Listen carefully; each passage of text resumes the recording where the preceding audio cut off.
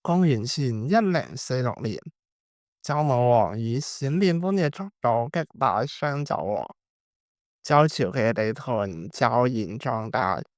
武王決定實行分封制度以便管理，而受分封之人稱為諸侯，受封之地稱為諸侯國。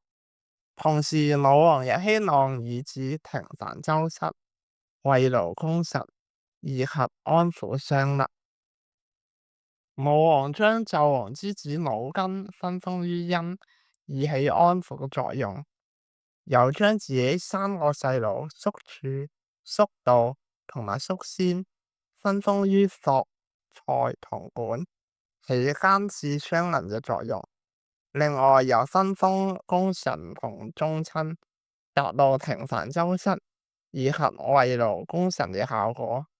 例如封周公旦於魯、姜尚於呂等。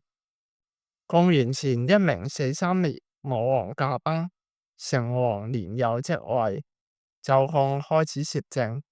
管叔鮮同蔡叔杜不滿周公攝政，聯合霍叔處同紂王之子魯根起兵造反，史稱三監之亂。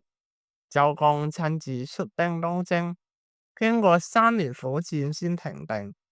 呢個亦反映咗第一次分封未能鞏固周室嘅統治，因此周公進行第二次分封，進一步加強監視同埋削弱商力，更有效地鞏固周室的統治。自此，周室的封建制度終於完結。